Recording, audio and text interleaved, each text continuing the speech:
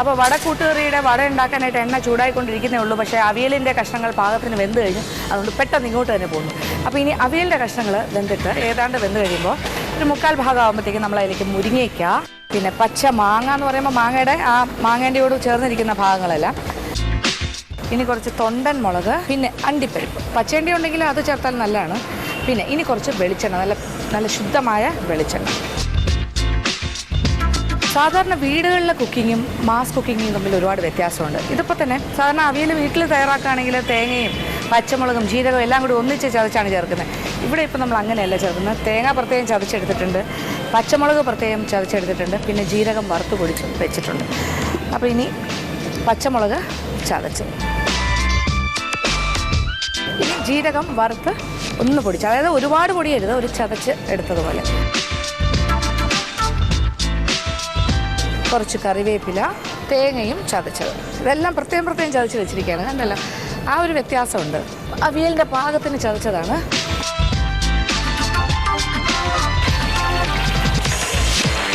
ഇപ്പോൾ കുഞ്ഞു വടയാണ് ചെയ്യുന്നത്. ചെറിയ ഉണ്ടകളാണ് ഇടുന്നത്. അങ്ങനെ നമ്മുടെ കുഞ്ഞു വടകളൊക്കെ റെഡി ആയിക്കൊണ്ടിരിക്കുകയാണ്. ഇത് കറിക്കുള്ള വടയാണ്. അപ്പോൾ അതിന് എണ്ണയിൽ നിന്ന് മാറ്റാം, കൂട്ടുകറിയിൽ ഇടാനുള്ള. അപ്പോൾ ചെറിയൊരു ലൈറ്റ് ബ്രൗൺ, ഒരുപാട് കളർ മാറേണ്ട ആവശ്യമില്ല. അപ്പോൾ ഉരുളക്കിഴങ്ങ് കൂട്ടുകറിയുടെ ഉരുളക്കിഴങ്ങ് കൂട്ടൊക്കെ റെഡി ആയിരിക്കുകയാണ്. ഇനി ഞാനിപ്പോൾ വറുത്ത വടയും കൂടി അതിലേക്ക് ചേർക്കാം. അപ്പോൾ ഇനി ഇതിലേക്ക് ഉഴുന്നുപരിപ്പ് എണ്ണയിൽ വറുത്തത്, ഇത് കടുക് വറ്റൽമുളക്, കറിവേപ്പില. അപ്പോൾ വടയൊക്കെ ഇതിനകത്തേക്ക് ചേർന്ന് കഴിഞ്ഞു. അപ്പോൾ ഇപ്പം നോക്കൂ, ഈ ചാറെല്ലാം പാകത്തിനായിട്ടില്ലേ, ഒരുപാട് ലൂസല്ല, ഇലയിൽ നിൽക്കുന്ന രീതിയിൽ തന്നെയാണ്. ഇനി ലാസ്റ്റ് ഒരു പൊടിക്കൈയാണ് കുറച്ച് പച്ച വെളിച്ചെണ്ണ. അപ്പോൾ അത് കുറച്ചുകൂടി സ്വാദ് കൂട്ടും, അതിന് വേണ്ടിയിട്ട് ഒഴിക്കുന്നു. വടക്കൂട്ടുകറി ഇവിടെ റെഡി. ഇത് ട്രിവാൻഡ്രം സ്പെഷ്യലാണ്. ഈ തെക്കോട്ട് വന്നാൽ സദ്യ കഴിക്കുമ്പോൾ ഇതൊരു പ്രധാന ഐറ്റമാണ് ഇലയിൽ വിളമ്പുന്നത്. അപ്പോൾ അവിയലിൻ്റെ കൂട്ടെല്ലാം ഏതാണ്ട് റെഡി ആയിരിക്കുന്നു. ഒന്ന് ഇളക്കി എടുത്താൽ മതി. അപ്പോൾ ഇതിനി പ്രത്യേകിച്ച് നമ്മൾ തൈരൊന്നും ചേർക്കേണ്ട ആവശ്യമില്ല. കാര്യം പുളിയുടെ ആ ഒരു മാങ്ങയുടെ പുളി ഇറങ്ങിയിട്ടുണ്ട്. നന്നായിട്ടൊന്ന് ഇളക്കിയെടുക്കണം. അപ്പോൾ അവിയൽ ഇളക്കുന്നത് വളരെ ശ്രദ്ധിച്ചാണ്. കാര്യം കുഴഞ്ഞ് പേസ്റ്റി ആയി പോരുത്. അതിങ്ങനെ പാകത്തിനിങ്ങനെ കുടഞ്ഞാണ് ഇളക്കിയെടുക്കുന്നത്. അത് പ്രത്യേകം ശ്രദ്ധിക്കേണ്ട കാര്യമാണ്. അപ്പോൾ തേങ്ങയും പ്രപ്പോർഷനും എല്ലാം കറക്റ്റ് ആയിരിക്കണം. ഈ പച്ചക്കറിക്ക് കണക്കിനുള്ള തേങ്ങ ഉണ്ടാവണം. ഇതെല്ലാം ഇമ്പോർട്ടൻ്റ് ആണ്, വളരെ പ്രധാനപ്പെട്ട കാര്യമാണ്. കണ്ടല്ലോ, നമ്മളിങ്ങനെ ഇളക്കുന്നതിൻ്റെ ഒരു മെത്തേഡ്. ഞാൻ ഉപ്പ് നോക്കിയപ്പോൾ ഒരു ലേശം ഉപ്പിൻ്റെ കുറവുണ്ട്. അപ്പോൾ കുറച്ച് ഉപ്പും കൂടി ചേർക്കാം. അപ്പോൾ അവിയലിൻ്റെ അവസാന സ്റ്റേജ് എത്തിക്കഴിഞ്ഞു. ഇനി വേണ്ടത് പച്ച വെളിച്ചെണ്ണ. അപ്പോൾ ആദ്യം നമ്മൾ കുറച്ച് വെളിച്ചെണ്ണ ഒഴിച്ചിരുന്നു. എന്നാലും ഇത് ഇത്രയും പേർക്കുള്ളതല്ലേ, അപ്പോൾ കുറച്ച് വെളിച്ചെണ്ണ ഇനിയും വേണം.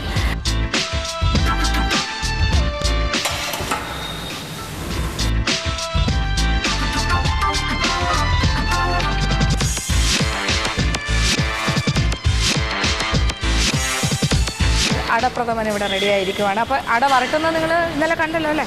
അപ്പോൾ ഇപ്പോൾ അത് തേങ്ങാപ്പാലൊക്കെ ഒഴിച്ചിട്ട് ഒരു പായസത്തിൻ്റെ രൂപത്തിലായി കഴിഞ്ഞു. ഏലക്കാപ്പൊടി ചേർത്തു, അങ്ങനത്തെ കാര്യങ്ങളെല്ലാം കഴിഞ്ഞു. അപ്പോൾ അതിവിടെ റെഡിയാക്കി വെച്ചിരിക്കുന്നു. പിന്നെ രണ്ടാമത്തെ പായസം ചെറുപരിപ്പാണ്. ചെറുപരിപ്പിൻ്റെ പ്രഥമനും റെഡി. അപ്പോൾ ഇങ്ങനെ ഓരോ കാര്യങ്ങളായിട്ട് ഇങ്ങനെ ഒതുക്കി ഒരു സൈഡിലേക്ക് മാറ്റിക്കൊണ്ടിരിക്കുകയാണ് നമ്മൾ.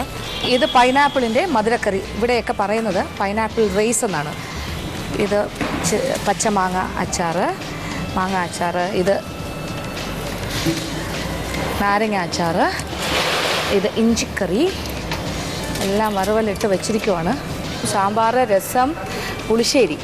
ഇപ്പോൾ സദ്യവട്ടങ്ങളുടെ കാര്യങ്ങളൊക്കെ ഏകദേശമൊക്കെ റെഡി ആയിക്കൊണ്ടിരിക്കുന്നു. ഏതാണ്ടൊക്കെ ആയി കഴിഞ്ഞത്. ചോറ് റെഡിയാണ്, വാർപ്പിൽ പായസം 2 റെഡി. പാൽപ്പായസം അടുപ്പിൽ കിടക്കുന്നേ ഉള്ളൂ. ഇത് നല്ല അമ്പലപ്പുഴ പാൽപ്പായസം പോലെയാണ് നമ്മുടെ ഈ തെക്കോട്ടൊക്കെ. ഇവിടെ പാൽപ്പായസം വളരെ പ്രധാനമാണ്. പാൽപ്പായസവും ബോളി, അത് മൂന്നാമത് കൊടുക്കുന്നൊരു കാര്യമാണ് ഇലയിൽ വിളമ്പുന്നത്. അത് ട്രിവാൻഡ്രം സൈഡിലൊക്കെ വന്നു കഴിഞ്ഞാൽ അത് മസ്റ്റാണ്.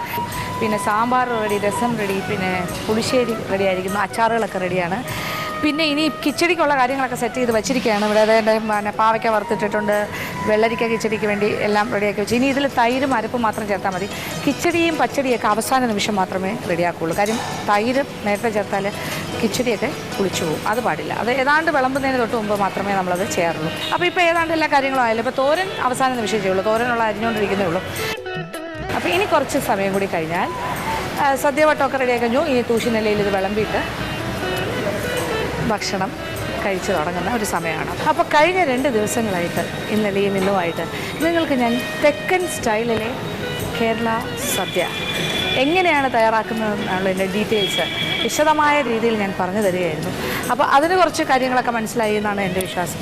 അപ്പോൾ കുറച്ച് വളരെ ഡീറ്റെയിൽ ആയിട്ട് തന്നെ നമ്മളിങ്ങനെ കണ്ടുപോയി. ഒളി തിങ്ങീസ് ഇതൊരു മാസ് കുക്കിംഗ് ആയിരുന്നു എന്നുള്ളതേ ഉള്ളൂ. കാര്യം ഇങ്ങനെയാണ്. അപ്പോൾ ട്രിവാൻഡ്രത്തേക്കൊക്കെ വന്ന് ട്രിവാൻഡ്രം മാത്രമല്ല കേരളത്തിലുടനീളം ഇപ്പോൾ ഇതൊരു രീതിയാണ്. കാര്യം വീടുകളിലൊക്കെ നമ്മൾ വളരെ വിശേഷ അവസരങ്ങളിൽ കുറച്ച് പേർക്കൊക്കെ തയ്യാറാക്കുന്നല്ലാതെ വലിയ ലാർജ് സ്കെയിൽ കുക്കിംഗ് ഒന്നും ആരും അങ്ങനെ ചെയ്യാറില്ല. അതുകൊണ്ട് അത് കൂടുതലും കേറ്ററേഴ്സിനെ ഏൽപ്പിക്കും, അല്ലെങ്കിൽ ഇതൊക്കെ ചെയ്യുന്ന ആൾക്കാരെ ഏൽപ്പിക്കുകയാണ് പതിവ്. അപ്പോൾ ഇവിടെ ഒരുപാട് യൂണിറ്റ്സ് ഇങ്ങനെ തിരുവനന്തപുരത്തും അല്ലെങ്കിൽ കേരളത്തിലൊട്ടാകെ ഉണ്ട്. അപ്പോൾ ഓരോരുത്തരും ഓരോ രീതിയിലാണ് ചെയ്യുന്നത്. അപ്പോൾ ഇങ്ങോട്ടൊക്കെ വന്നു കഴിഞ്ഞാൽ, തെക്കോട്ട് വന്നു കഴിഞ്ഞാൽ ഈ രീതിയിലുള്ളൊരു സദ്യവട്ടമാണ് സാധാരണ കാണുന്നത്. പിന്നെ വടക്കര് വന്ന് ഇവിടെ നിന്ന് ഭക്ഷണമൊക്കെ കഴിക്കാനായിട്ട് അല്ലെങ്കിൽ അങ്ങനെ ഫുഡൊക്കെ വേണമെന്ന് പറയുകയാണെങ്കിൽ ആവശ്യപ്പെടുമ്പോൾ അവർക്ക് പ്രത്യേകതകൾ അവർ പറയും. അത് വടക്കൻ കൂട്ടുകറി വേണം, അങ്ങനെയൊക്കെയുള്ള മാറ്റങ്ങളുണ്ടാവും. പിന്നെ പാലട വേണം, ഇങ്ങനെയൊക്കെ പറയും. അപ്പോൾ നമുക്ക് പ്രത്യേകിച്ച് മനസ്സിലാക്കാൻ സാധിക്കുന്നത് ഇത് തെക്കരുടെ ഒരു സ്റ്റൈലാണ്. ഇതും വളരെ സ്വാദിഷ്ടമായ രീതിയിലാണ് ഇവിടെയും വിഭവങ്ങൾ തയ്യാറാക്കുന്നത്. അപ്പോൾ കാര്യങ്ങളൊക്കെ മനസ്സിലായല്ലോ.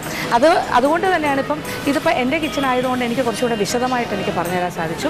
അപ്പോൾ തീർച്ചയായിട്ടും ഇന്നത്തെ കാര്യങ്ങളും കാഴ്ചകളും എല്ലാം കണ്ടു കഴിഞ്ഞല്ലോ.